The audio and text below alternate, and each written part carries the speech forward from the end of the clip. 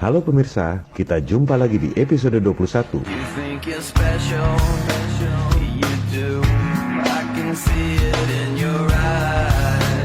Apa yang membuat COVID-19 berkembang begitu pesat? Karena sebagian besar rakyat percaya begitu saja apa yang dikatakan oleh media. Semua media besar di dunia dimiliki oleh 6 induk perusahaan elit global. Mereka menyebar berita sesuai dengan kepentingan mereka. Sementara media-media lokal hanya kopas dan terjemahkan berita. Masyarakat percaya dan mengikuti irama seperti segerombolan domba yang sedang digiring oleh penggembala. Para domba itu berpikir si penggembala adalah juru selamat yang membantu mereka mengarahkan supaya tidak tersesat. Para domba tidak sadar bahwa penggembala si juru selamat itu justru sedang menggiring mereka untuk dibantai di pejagalan.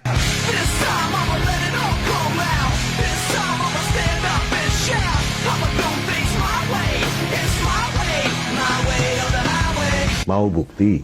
Dulu, waktu peristiwa 9/11, media mainstream bilang Irak memproduksi senjata pemusnah massal, sarang teroris, sehingga Irak harus diserang dan Saddam Hussein dihukum mati.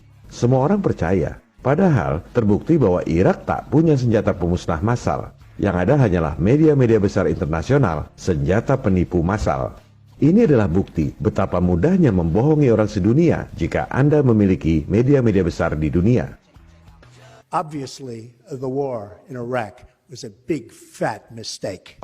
Obviously, it was a mistake. So, George Bush made a mistake. We should have never been in Iraq. We have destabilized the Middle East. I want to tell you, they lied. Okay. They said there were weapons of mass destruction. There were none, and they knew there were none. There were no weapons of mass destruction. Memang nggak ada senjata pemusnah massal di Irak. Kali ini, Donald Trump berkata jujur. Para elit itu tak peduli menipu orang sedunia. Lewat kaki tangannya, perusahaan-perusahaan media terbesar di dunia. Belakangan ketahuan bohong juga nggak apa-apa. Yang penting tujuan tercapai. Begitu halnya dengan Osama bin Laden. Akibat propaganda media-media elit, semua orang percaya bahwa Osama bin Laden adalah teroris yang meruntuhkan WTC dan Pentagon. Berikut adalah rekaman suara Bill Cooper, seorang mantan marinir aktivis kemanusiaan, memperingatkan bangsa Amerika tentang Osama bin Laden, teroris rekayasa elit global. Bill Cooper menyampaikan ini 6 bulan sebelum 9/11. Can you believe what you have been seeing on CNN today, ladies and gentlemen? Can you believe it? Supposedly, a CNN reporter found Osama bin Laden, took a television camera crew with him, went into Osama bin Laden's hideout, interviewed him and his top leadership, his top lieutenants and colonels and generals in their hideout. This is a CNN reporter with a camera crew. And he came out and told everybody, within 3 weeks, Osama bin Laden is going to attack the United States and Israel. Now, don't you think that's kind of strange, folks? You see, because the largest intelligence apparatus in the world, with the biggest budget in the history of the world, has been looking for Osama bin Laden for years and years and years, and can't find him. A reporter from CNN and his little camera crew got in to Osama bin Laden's secret hideout. And if you believe it, you are one of the stupidest jerks that ever lived on the face of this earth. And whatever is going to happen that they're going to blame on Osama bin Laden, don't you even believe it. When in hell are all you people going to wake up?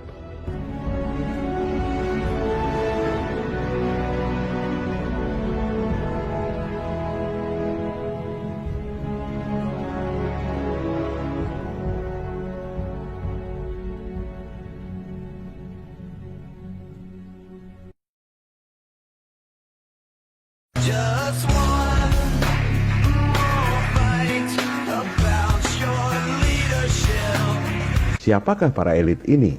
Mereka adalah penganut sekte penyembah iblis, Lucifer, Dajjal. Mereka melakukan perjanjian dengan iblis. Ini sebenarnya ada di setiap budaya di dunia. Di Indonesia, kita mengenal ada pesugihan Gunung Kawi, babi ngepet, leak, dan lain-lain. Yang melakukan perjanjian dengan iblis sudah pasti jadi kaya. Mereka jadi berkuasa, tapi setelah mati, jiwanya menjadi milik sang Dajjal. Walk around on me. Para elit ini belajar banyak dari peristiwa 9/11, penipuan yang sukses kepada seluruh dunia agar tujuan mereka tercapai. Strateginya adalah menciptakan musuh bersama untuk menakut-nakuti rakyat. Problem, reaksi, solusi, di mana mereka tampil seolah-olah untuk membela rakyat. Juru selamat palsu, itulah modus operandi mereka. Kini mereka tampil dengan wajah baru.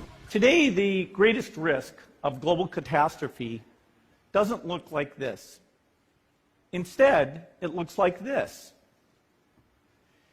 If anything kills over 10 million people in the next few decades, it's most likely to be a highly infectious virus rather than a war. And I will straight up leave your shit. Problem, diciptakanlah musuh bersama baru bagi umat manusia, virus corona.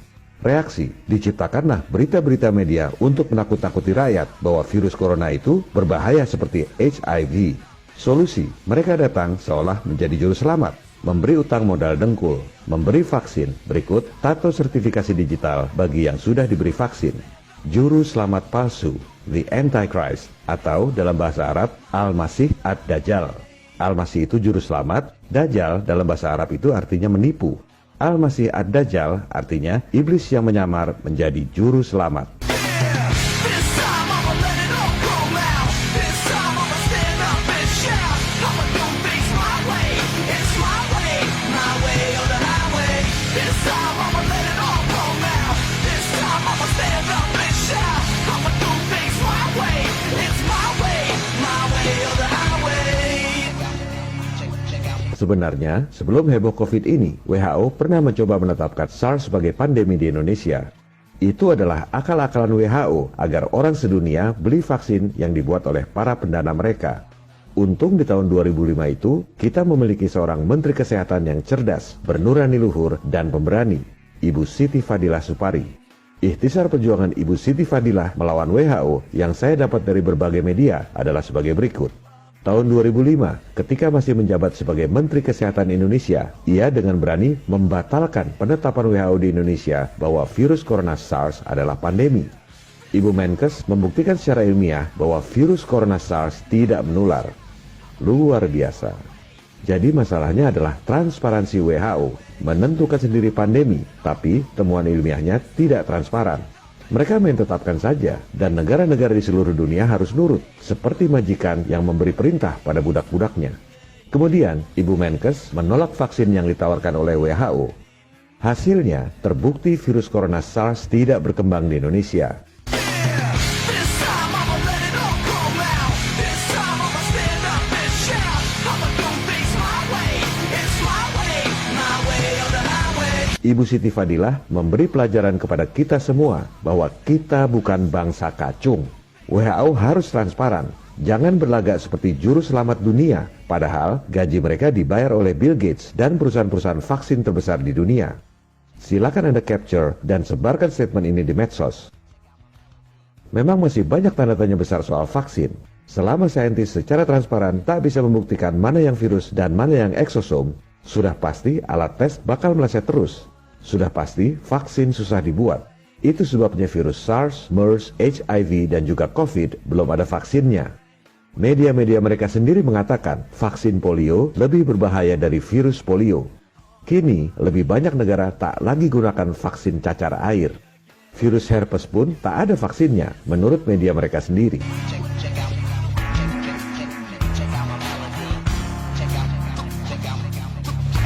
Sayangnya, serangan balik tertuju pada Ibu Siti Fadilah. Ia difitnah korupsi yang sebenarnya dilakukan oleh pejabat eselon 2-nya. Yang korupsi tidak dihukum, Ibu Siti Fadilah dipenjara. Hakim memutuskan tanpa bukti. Inilah cermin negeri yang belum sepenuhnya merdeka dari campur tangan asing. Nekolim, istilah Bung Karno. Apa advis Ibu Siti Fadilah tentang COVID? Berikut adalah ikhtisar dari berbagai media.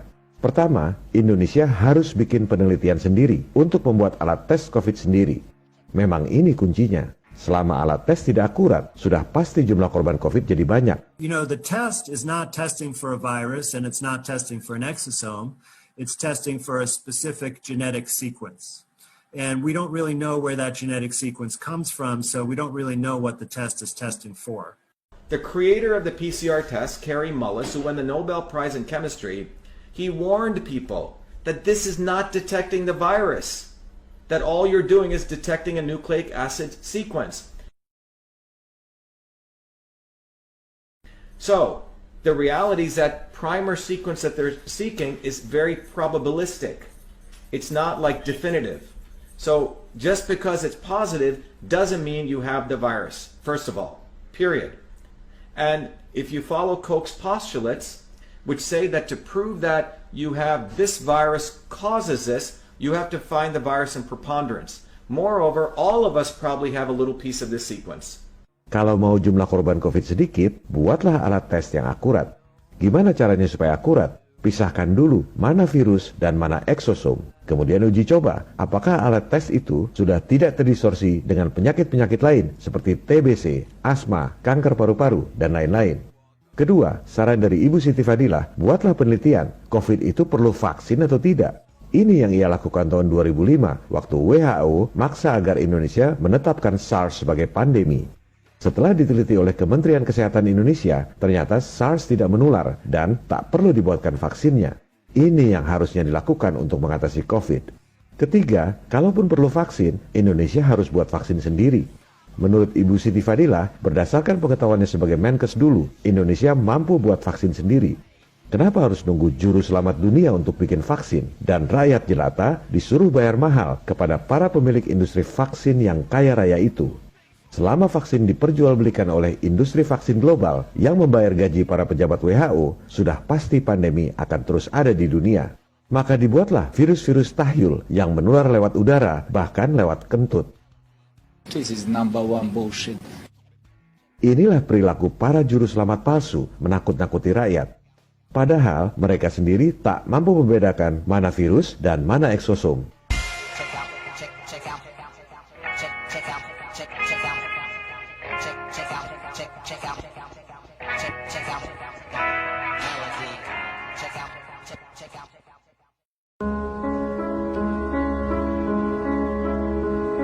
Pertanyaan yang sangat menggelitik saya adalah, ada 160.000 dokter di Indonesia. Berapa orang yang membela Ibu Siti Fadilah? Pasti ada sebagian kecil dokter yang membela terang-terangan. Mungkin ada yang hatinya membela, tapi tak berani terang-terangan. Karena industri kesehatan tak lepas dari bisnis rumah sakit, bisnis obat-obatan, sistem komisi dari industri farmasi. Dan pasti ada juga orang atau kelompok tertentu yang memang berharap Ibu Siti Fadilah dipenjara. Ini adalah fakta yang menyakitkan di negara kita.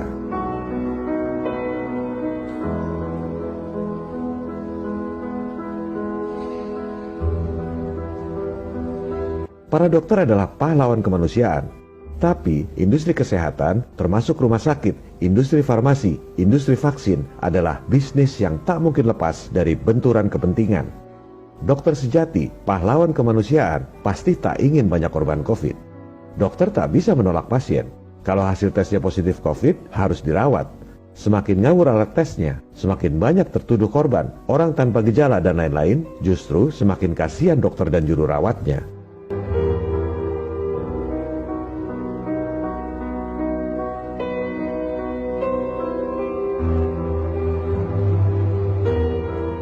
Yang sakit beneran ada, contohnya Menteri Perhubungan kita.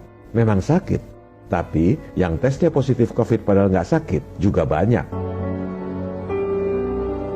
Dampak negatif dari APBN untuk subsidi korban COVID, dan ini dilemanya, adalah benturan kepentingan. Ada pihak-pihak yang ingin jumlah korban COVID menjadi banyak, bisnis anggaran. Padahal uangnya adalah utang yang harus dicicil oleh rakyat selama 50 tahun. Penggelembungan jumlah korban COVID di rumah sakit terjadi di Amerika. Saya akan sampaikan bukti-buktinya pada tayangan berikut. Sementara di Indonesia bukan rahasia lagi bahwa organisasi dokter justru mengkritik pemerintah yang dianggap mengecilkan jumlah korban COVID. Tampaknya sebagian dokter ingin korban COVID lebih banyak, sejalan dengan WHO. Sebuah organisasi besar pasti tak luput dari kepentingan politik. Kalau ada dokter yang tak disukai oleh organisasi, tapi diangkat jadi Menteri Kesehatan, sudah pasti banyak yang tidak happy.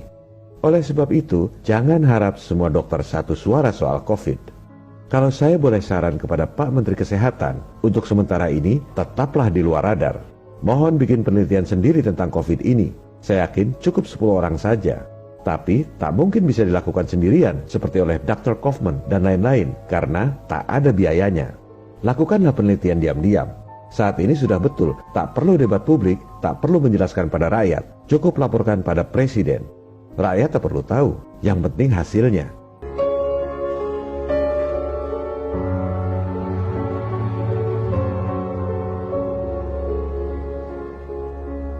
Saya menghimbau kepada 160.000 dokter di Indonesia agar satu suara soal rekannya, seorang dokter mantan Menteri Kesehatan yang difitnah dan dipenjara. Tunjukkan solidaritas sesama dokter. Mari kita bela Ibu Siti Fadilah, baru setelah itu kita bicara soal COVID. Ibu Siti Fadilah adalah simbol independensi kita dari kekuatan asing yang ditumpangi oleh kepentingan bisnis industri vaksin. Selama tidak independen dari WHO yang digaji oleh Bill Gates dan perusahaan-perusahaan vaksin dunia, lebih baik kita tak usah bicara soal COVID. Ibu Siti Fadilah adalah simbol perlawanan terhadap sistem yang zolim. Bahwa kita, bangsa Indonesia, bukan sekumpulan domba yang digiring oleh juru selamat palsu menuju pejagalan. Then we are nothing but sheep being herded to the final slaughterhouse. I will not go down that way. I choose to fight back. I choose to rise, not fall. I choose to live, not die. And I know that what's within me is also within you. That's why I ask you now to join me. Join me. Rise up with me. Rise up on the wings of this slain angel. We'll rebuild on the soul of this little warrior. We will pick up his standard and raise it high. Carry it forward until this city